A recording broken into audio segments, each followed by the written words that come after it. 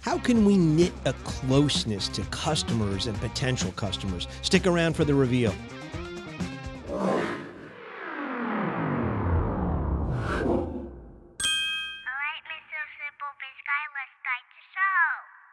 Hello, everybody. My name is Jeff Mason with SimpleBiz360 Podcast, SimpleBiz360.com. We are so excited to have you here today. We're coming to you from St. Louis, Missouri, Half Coast Studios, and Matt Parker is working the control room as he always does. We've also got a book on Amazon, soon to be an Audible audiobook, which we're actually recording here at Half Coast Studios. So again, anybody in the St. Louis area looking for a company to help them with podcasts, these guys do a tremendous job. So we're just tickled to be working with them each and every week. So thank you for sticking around. If you want to subscribe to our show, you can on YouTube. Also, we're on the visual experience side, IGTV and Gab TV, and we're also on 28 listening platforms, you name it, Stitcher, Spotify, Apple, on down the line. So if you want to go there and leave us a review, if we've earned a 5-star review, man, we'd love you to take that little sliver of time out of your busy day and just, go over there and leave us a review. We'd certainly appreciate that. So we're going to have some fun today talking about the search for convertible nuggets. What in the world is that, right? Well, let's just talk about the customer building relationship a little bit. Again, we're always looking at customer experience here. We're all about overlooked and ignored business principles rooted in common sense. That's our feature each and every week. So I'm going to shout out a bunch of questions here to kind of launch pad us into today's show. What does relatability really mean to you? How do you describe commonality? What is real connectivity in your opinion? What is empathy? How does empathy and sympathy differ? Define authenticity. Is knowledge power in your opinion? And are good human relations really necessary in this digital age? So these are just some questions I kind of want to launch pad us into. These are questions you're going to have to answer. But where do your answers take you on this? And that's what we're going to focus on today. And why do we even bring these questions up? Well, good repeat and referral business is built on the back of business relationship with customers, associates, vendors, and other business professionals that are strong and have a bond. They've got some threads that are woven from one to the other that kind of bind you together. And without those human relations principles at work and doing some good relationship building in your business, it's going to be tough for you to actually feel like you're connecting with your customers in an authentic way, that you're striking up some commonality, that you're looking at, and doing business with them in ways that grow the relationship rather than just, it is a relationship. So one of the best ways to start the relationship building process is by researching who your customer is. And guys, it has never been easier than it is today. I mean, it's just so darn simple because you've got Facebook, you've got Instagram, you've got LinkedIn, you've got Google, you've got websites you can go to. I mean, there's so many ways to get a flavor of who that customer is, get a flavor of what they do and how they do it and what's important to them and what's not important to them. That everybody has, or it seems like so many business professionals have some type of digital footprint that you can dive into and learn more about them.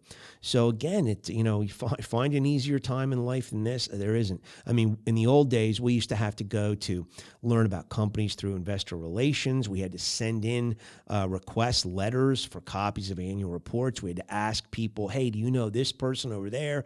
Do you think I could pay a call to this executive? Then you call that executive, get a little bit of insight on another executive that you're going to have a sales call with or that you're going to try to work with. I mean, it was hard. It was hard to find a little bit out about the people that you were trying to interact with. Whereas now, if you're a solopreneur, mompreneur, entrepreneur, you're a you even work in a large corporation and you've got a buyer or an influencer or a group of decision makers that are involved in this process, it behooves you to learn more about them. So look for the professional nuggets of interest. I call it PNOI, the professional nuggets of interest. So, you can help these can be very, very helpful in first impressions. So whenever you go into this whole attitude of first impression fitness, which you'll see on the wall behind me, and for those that can't see, it's the triple V, verbal, visual, and volley. So it's really that first impression discipline of making sure that you're verbally squared away, you're visually squared away, and that you understand the volley process of the human relations. Hey, I ask you something, they answer, they ask you something, or vice versa. So look for this, PNOI situation that is unfolding for you. Convert this nugget into conversation content. So if you go on Facebook, if you go on Instagram, you find out a little bit something about them. You find out this person is an avid horseback rider, or you find they're an avid hiker, or you find that they read, 2 books a month, or that they love to go to the symphony, or whatever it may be. You can use some of those just tendencies and some of those to bleed into your conversation to help you. That's that nugget to help you start to grow a stronger relationship. If it's just purely business, which it can be in many cases, you may find out, especially on their LinkedIn profile, a little bit more about their disciplines. Look at their posts. Look at what they've been reposting or sharing or commenting on. That'll give you an idea of kind of where their hat hangs in terms of their feelings and how they do things. So again, convert this nugget or these nuggets that you discover through this research into the relationship building, kind of effort that you're mounting, so that you can create some commonality between the two of you. You can string a nice series of questions and answers together in a way that is authentic. It's really relatable, and the person feels comfortable with you because of how you're going about starting off the conversation or having this conversation. So keep it professional.